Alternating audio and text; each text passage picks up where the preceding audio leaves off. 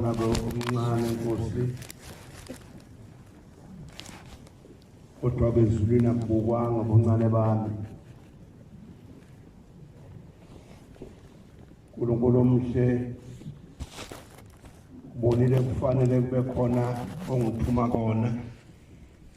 Ngiyavuma Nkosi kuba ngithunywe ezulwini, ngicela ungabi ngedwa ke simakade omhle kube khona eduze kwami ungonakala umsebenzi wakho Nkosi, nabakithi bangaliwa ngami. Ngiyayikhetha Inkosi enkulu yasebuhleni bamaNazaretha. Zikhonze ezinhle kuthunywa nomntwana onjengami nje nongakwazi mhlawumbe ukukhuluma kahle, kodwa uNkulunkulu ubonile ukuthi kufanele angithume. maNazaretha amahle, umuntu uye akhulume kahle ngendaba yakwabo kulapho ephakelwa ngakhona, uyalazi kwabo ukuthi liphila kanjani. Nami ngizokhuluma indaba yakwethu yalapha ebuhleni bamaNazaretha. Ayibonga zikhonzo ezinhle bonke abantu balapha nje balandela umnikazi, abanye bashisa impepho besuka emakhaya babika ukuthi baye emhlanganweni. Sesikhona ke emhlanganweni, sicela ukungaliwa kodwa ezulwini. Ukwaliwa ezulwini ukuphambana nemithetho ebekiwe uNkulunkulu. Ngizocela nje amavesi ambalo lapha ku-109.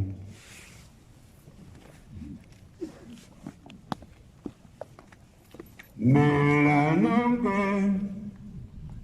eliphuma ephakameni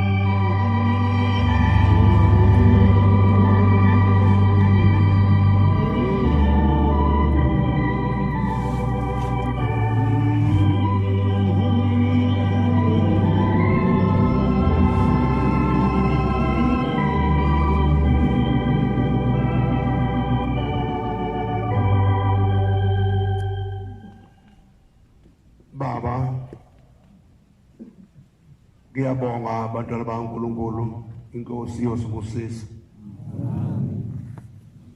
Zikhonzo ezinhle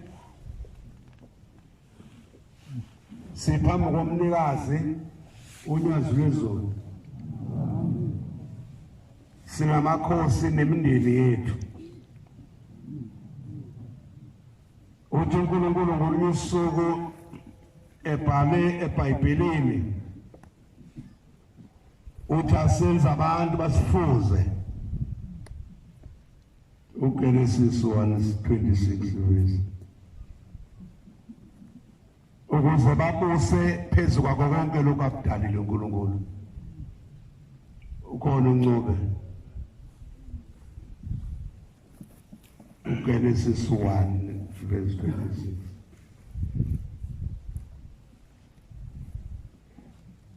Marazaletha mahle sizokhuluma indaba kaShembe. uShembe uNkulunkulu. Wabathanda abantu emandulo. Wayese ebona ukuthi kungcono ehle yena eze kubantu. Ithi inyanga yezulu ngolunye usuku lo mfana wayenenhliziyo encane uJesu. Sathi masimthuma indaba kaShembe yaziwa umuntu. Sase siyabona unenhliziyo encane kube kwabuya ngaye ngabe selabhubhiswa. Uthi kodwa sase siyahlangana sesiyabona ukuthi kufanele bese thina size emhlabeni. Uthi wayekhala nje ethi Eloyi wayekhuluma nathi ekhala kithi esamthumayo sathekeze emhlabeni. Funde ba uNkulunkulu wathi masenze abantu ngomfanekiso wethu basifuze babuse phezu kwezinhlanzi zolwandle nezinyoni zezulu nezinkomo nomhlaba wonke nezilwanyana zonke ezinwabuzelayo emhlabeni. Inkosi kubusisa. uNkulunkulu uthi asenze abantu basifuze. Ukufuza uNkulunkulu kwenza imithetho uNyazi oyibekile. Lokhu ukombele efikile abantwana bakaNkulunkulu akakaze aphumule. Isikhathi esiningi ukuthi uma uNkulunkulu eshintsha ibhantshi akhathazeke bese kusondela zonke izinambuzane eduze kwelambo elikhalanyayo. Akekho ongafuna ukusondela nosizo olungasho lutho. Nathi sesisho sithi sibheke uShembe kuyena obheke wena. Manje lethe mahle isikhathi esiningi uma uNkulunkulu eshintsha ibhantshi kuba khona ukukhathazeka uma sebuya isipili seza la esihlabeni sakhe. Bantwana baso ziningi izinto ezenzeke uyibone emuva ukuthi lokhu bekungafanele. Ngoba abantu abaningi isikhathi esiningi babheka inzuzo noma babheka imali noma babheka umcebo.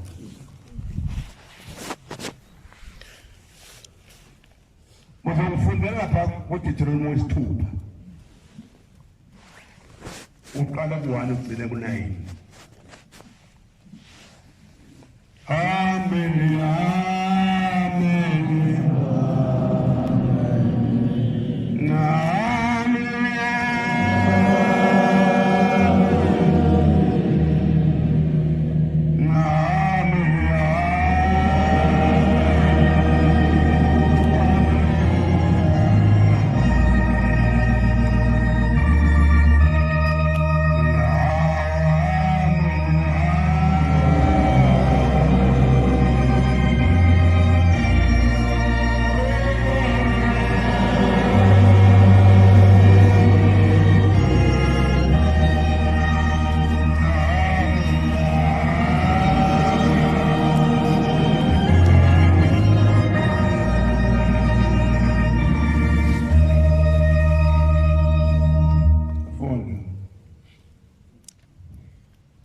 nansi imiyalo nezimiso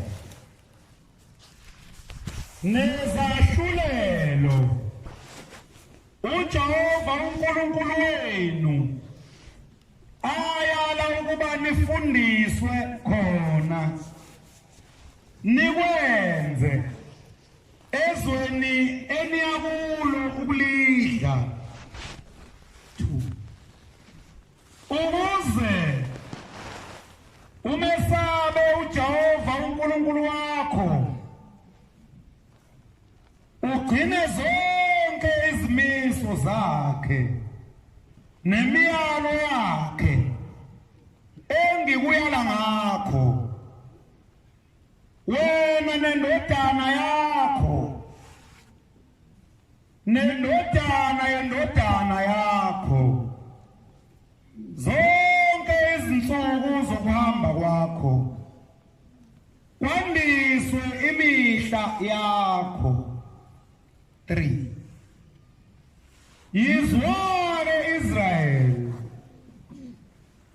uqaphele ukwenza ukuba kuba kuhle kuwe nande ngamandla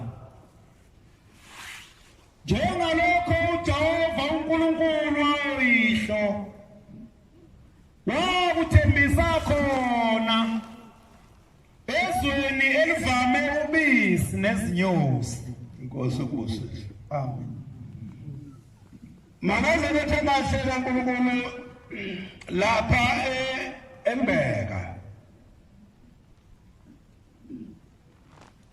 Inkosi inyanga yezulu yakanikaza umsimbithi umsimbithi. Umfana weKhishi uKhe Masinga umsimbithi. Wamnika Inkonzo uthi Masinga Manazaretha nithi mina uShembe inkosi yamakhosi kodwa nazi ukuthi kwaqala nini lokho. Uthi okay Masinga uthi mina ngangikhona mhla kuqala ukuthi uShembe inkosi yamakhosi.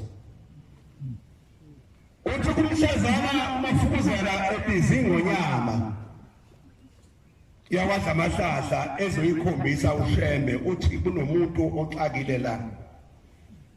Thina sifundile siyayazi lenkolo kodwa kunomuntu owezinto ezisimangaliso lasilo akuzobona lo muntu eduze. Uthi kuma Masinga ngalolu suku wayesengumfana yena uthi wayephatha ubhaqa ma bexoxa endlini okhela ubhaqa macisha okhela olunye kanjalo lazi ngabikho ibali. Uthi wathi mayiqhamuka ebhembela bisatshelela umakhoba kancane. Uthi wayesethi ingonyama uye lo okhuluma ngaye. Uthi kubafukuzela uyena-ke lo muntu engithi awuzombona zilo. Uthi-ke ingonyama ijabulele umuntu lo. Wayesehla esihlalweni esesinikeza ubhombela wathi ubhombela cha ngonyama. Ngeke mhlane esihlalweni kade sihleli ingonyama ngizohlala esiceshini.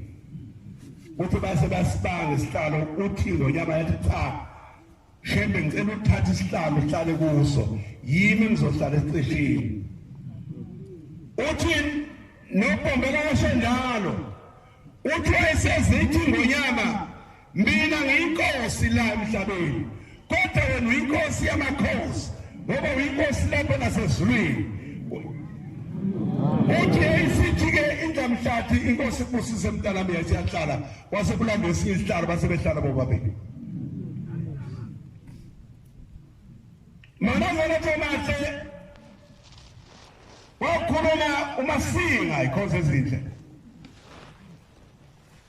Uthi walohamba yena engazi ukuthi uShembe ubani. Uthi Masinga mina ngithi uSanti uNkulunkulu wathi igama lokuthi ubaba noma engabizwa ngobishop noma ngabizwa ngani ngomprofeti uthi akulingani noShembe konke lokho wathi nokuthi uPhapa uthi akulingani noShembe kodwa uba uSanti ba uNkulunkulu ikona kulingana noShembe manazana thamase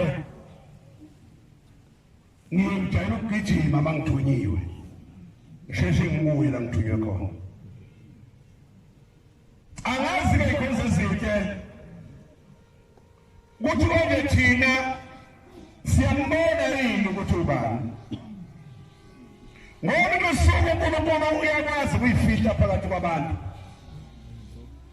njengoba abantu uNyazi beyifihlile nje ithi indoda yabonga bese ngolusuku sisephakameni ithi yake thuke umama wayo ihambisa amakinati kubabamkhulu ayikazingiwe uthi ukhamukele emva kwababamkhulu ethandazela amandiya uthi ebhekeleni kwabamkhulu enamaphiko ashaya phansi uthi maye wathi amaphiko aphalaza amandiya njalo maye wathi amaphiko uthi wayesezo kwabamkhulu sikhona umbonayo wayesephenduka wayesaphela amaphiko wasekuthini mfana othunywe umama kwasana beka lapho nika abakhosazana babeka uyafika lo ungobese utheka mama kanti umkhulu namaphiko yini uthi yena awamaphiko ani ngoba akana maphiko uthi ngwabone kahle namaphiko babamkhulu namaphiko ubethi bayawanyakaze wathi umoya wakhe wamaphiko utheleka amandiyeni aphalaza amandiyeni angazi bantwana bashe baNkulunkulu ethenye indoda lapha yana eJudiya ngoba ukulahlwa kusobala nje uthi umnikazi muhle umuntu oduka emnyameni akaduka emini yake kamwenye indoda inone isandla ithi ikhombisa umfundisi ucele ithi ngibona mina uthi lo mfundisi ngiyabona ngisho yini uphole bandla ngoba nginjena ngoba nalo uyafana nami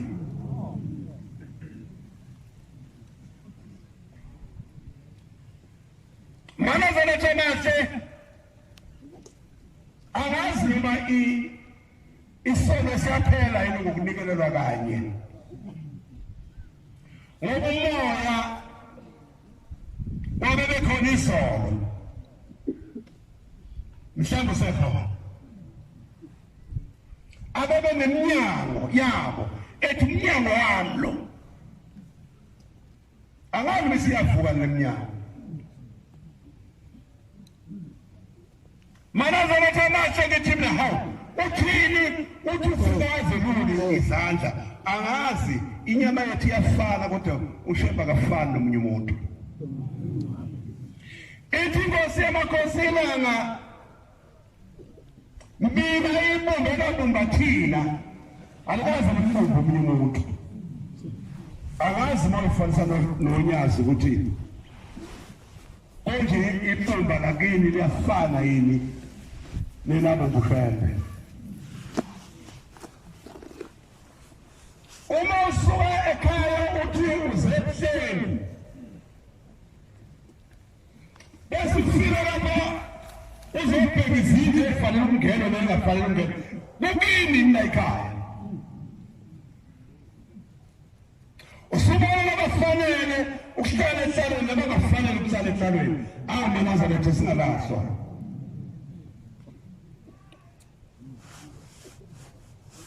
nina lonke emphuma kwamanye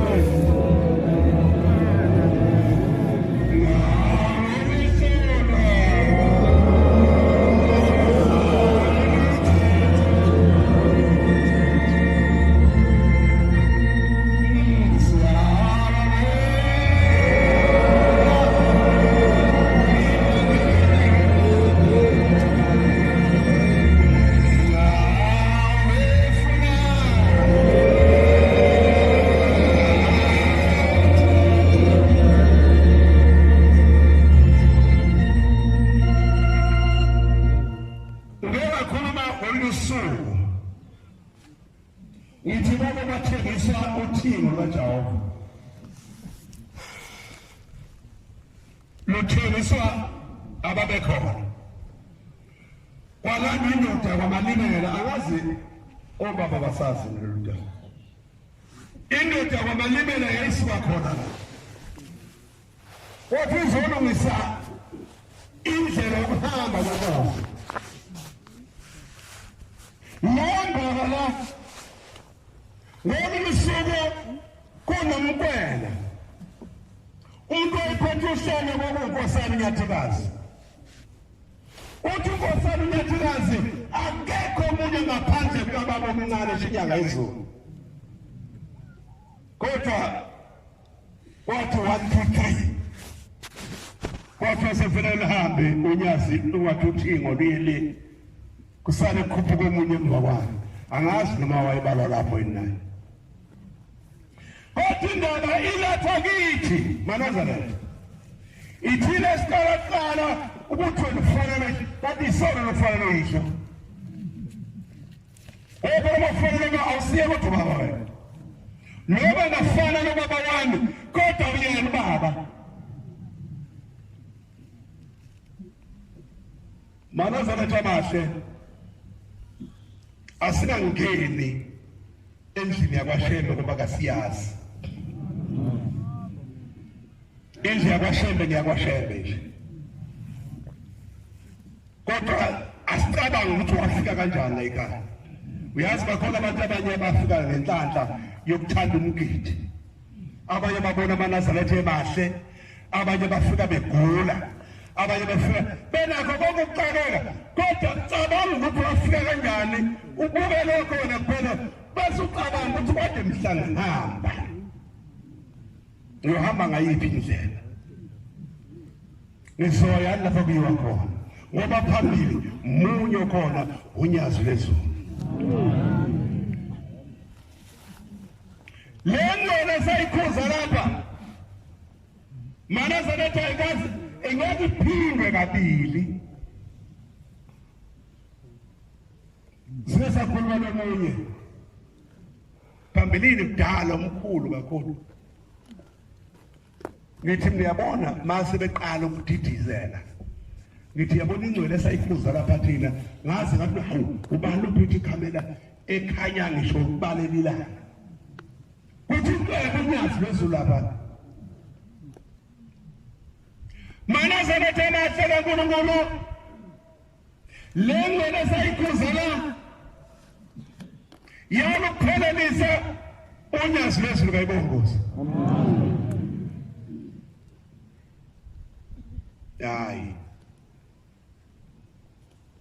khona bekhuluma ekseni kukhona ukuphumputha noma enye into uyifune noma uyifise ukuthi engathi ngenzeka kanje Manazareth amahle kaNkulunkulu akekho esimbhekile thina luthi imonyazi uthi uShembe asingabosho ukuthi siyakhupha ngangithandaza kwasemakhosi usuku nemini ngithandaza ukuthi icala siliwine bayezwa abantwana baNkulunkulu ngangiphansi phezulu njalo ngifube ngiphaphame ngithandaze Nkosi ngicela ungasidumazi ayesefika ugagalelo bathi uNyazi lezulu uthi mfundisi uthi baba uthi lalela lesi sinqumo sizophuma singakwethusi ngisahlunga mina lathi lo muntu ucala ngasengazi into vele uzohamba kanje ngoba ushilo umnikazi uthi singakuthusi isinqumo esizophuma mina ngisahlunga uhlunga bakhe nabangesiba balayikana bantwana bahle baNkulunkulu sifuna indlela yokuya ekhaya singathi uNkulunkulu singeze saliwa ingasilahlekeli indlela kaJehova ngoba akekho esimbhekile kodwa kwethu asibe munye emsebenzini kaNkulunkulu ukuze uNkulunkulu ajabule ngathi laba bantu abanayikhaya uJulayi ngengamemeza omunye ngithi lo July ngathi ukuvala bonke laba bantu beze enyazini maNazaretha akuhambeki kuyaphithizela nje bafuna umnikazi wabo uyazi mangabe uNyazi namhlanje ngathi cha usalapha enaleni maNazaretha wesale lutho wena ufuna lo muzi walapha ebuhleni ungasala wedwa nekhova nje la beshatini ngoba abantu abamazi umnikazi wabo uma ngasiwa yathi ushelele awona lapha emthebeni angani uzoya kwabheka bezayo ngoba balandela umnikazi kuzobe kunjalo nje emgwaqeni noma ngafika nje yefuna lezindonga thatha phela indonga usefikani phakathi ngoba kolutho uNkulunkulu uzoyazini uNkulunkulu uyazi leso maNazaretha amahle kaNkulunkulu kasingayifune into isobala sengathi uNkulunkulu angasipha inhlanhla siyalisise nezingane zethu singalahleki bantwana bakaNhliziyo singalani futhi kodwa kuphela ukuthi asihambe ngendlela phela efuna uNkulunkulu abantu bangaka nje bazosindiswa uNkulunkulu awufunda uMathewu 15:30 ukuthi bonke lapho ekhaya akwenzeki kube khona neyishosha uyazi thina sineshwana encane lokungayibali amawelisheza akekho wabala ukuthi mangaki nenduku lesokudondoleza shendalo kumfana ngangani Manuel umfundisi othingwe lukaJehova futhi besegugele uthi umfana habalisana sekahamba mina sithi hayi sithi mhlawumbe uyothi wena uthi hayi bo habalisana ngihamba manje wathatha induku zithi wathika sisaba nawahlala njalo umfana esebaqwa kumsiphola kafika othingweni ithi wase kusondela kuye izicuku eziningi njengamanje kusondele izicuku eziningi phambi koNyazi nezinyonga ikhona nezimpumputhe ikhona lapha emva kwami nezimungulu nabangakwazi ukukhuluma bakhona nezilima nababethazamathe bakhona nabanye abaningi nabantu abaningi zaba ngasey'nyaweni zoNyazi leso baguqa phambi kwakhe ey'nyaweni babika iy'nsisi zabo abantwana abasha bakaNkulunkulu inkosi seJohane 6:2 uhlale phansi ngiye ngigijime ngibalekele isikhathi sikaJehova uma ngithunywe ngiyagijima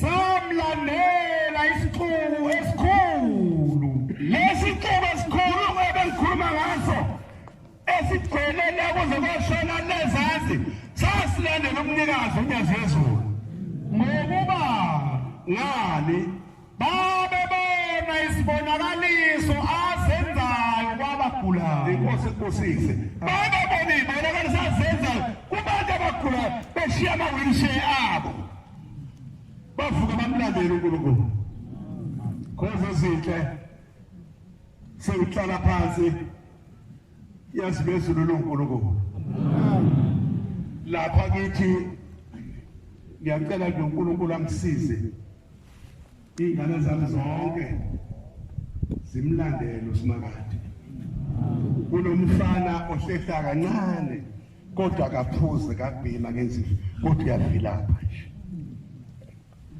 maNazaretha amathele umfana engikhuluma ngaye usho njalo zakwethu wathi ukhuluma ngomkakhe lo mfana engikhuluma ngaye khonza izinhle mina-ke ngikanye namasiniya ekushayeleni ngangibhimbiza ngebhasi ngizohamba ntambama sebehamba nogandaganda bawuphisa abantu uma sengibona isikhathi ngithi ayi sengiyahamba manje isikhathi sami sesishayile wangena ucingo uthi umfana malume ukanakanda ubhinqikile ulele phezu kwakho siya ngashiya ibhasi iduma ngathatha imoto ngagijima ngafika ukanakanda ubheke phezulu uhlela esifubeni uthi baba uthi nyazi lwezulu hawu uNkulunkulu wabantu ngisize wathi baba uqukule wenze njalo ukanakanda 45,000 ubheke phezulu masonza dra phezulu uhlele esifubeni kumfana wami umedical doctor daqala esifubeni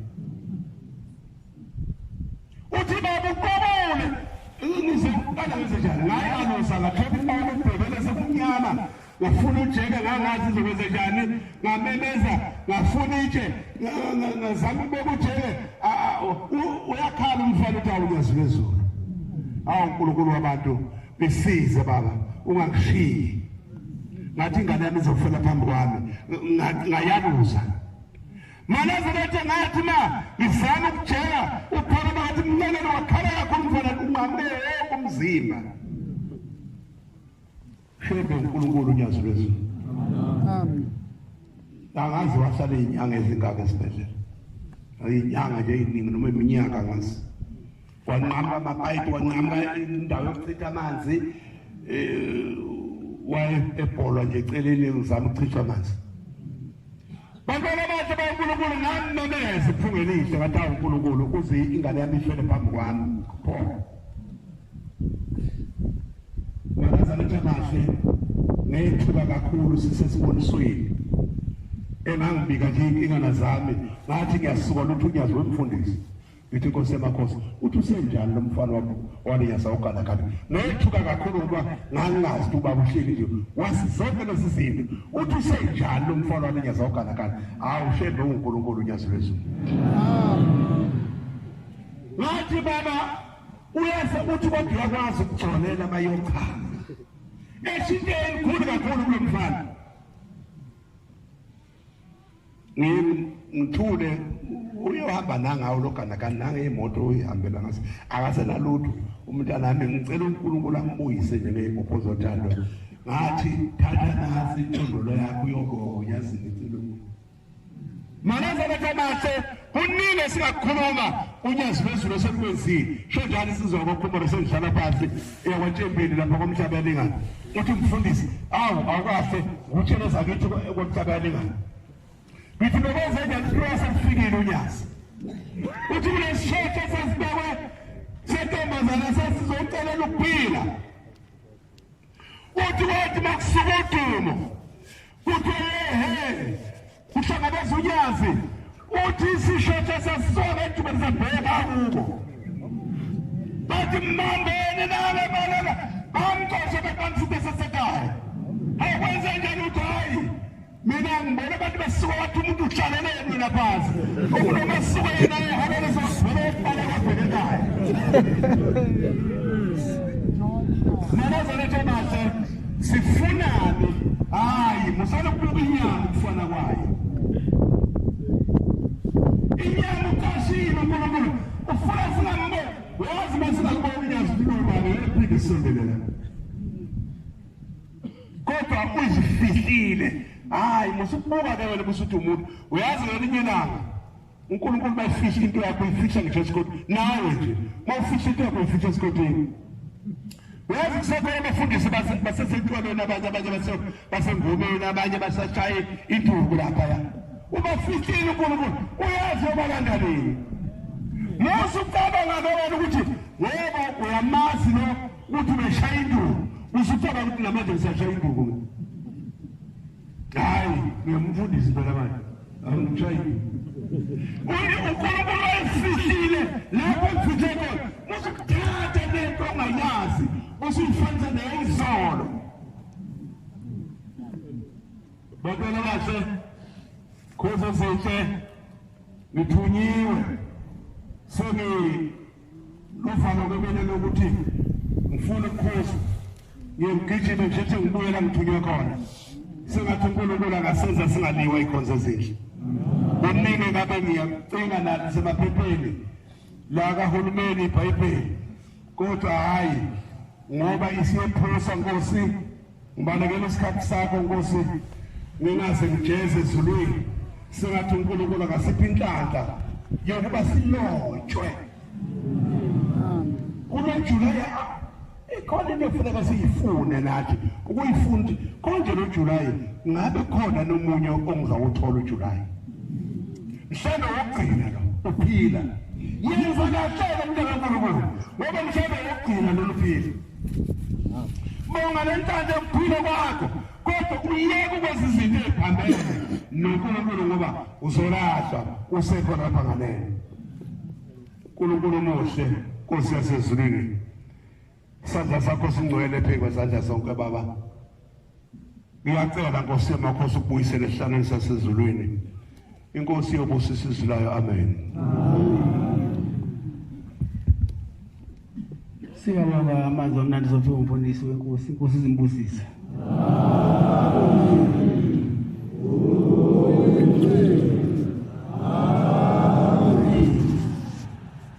Sizovala inkonzo yethu yamanje ngesihlabelelo 15 sizocela umshumayeli Ngcobo wasesiyavuka number 2 siqala ngesihlabelelo Inkosi imbusise